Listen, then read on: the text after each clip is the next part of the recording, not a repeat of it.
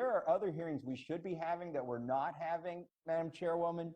For instance, you know, this stimulus bill that we passed, they're $1,200 checks. We just found out $1 billion of those, $1 billion worth of those, I'm sorry, over $1 billion worth of these stimulus checks went to deceased individuals.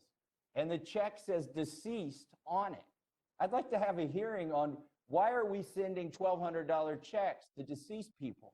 Also, it just came out in an NPR article that the IRS admits that they are sending $1,200 stimulus checks overseas to non-Americans.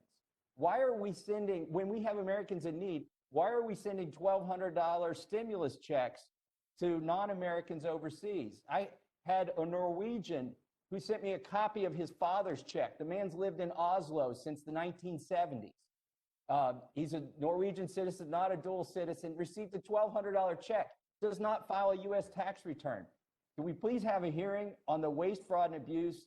And I've just scratched the surface that's gone on with this stimulus program.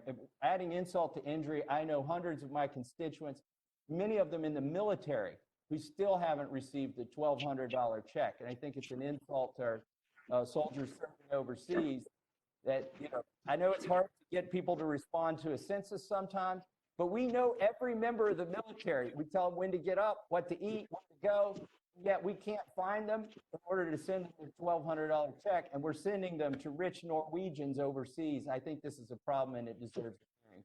And I yield back. I thank the gentleman for his questions, and the GAO did in fact do a report on checks going to deceased persons and pointed out ways to stop that. There is legislation in before Congress right now that would stop that process from going forward. We will have a hearing on it and follow up on it, and I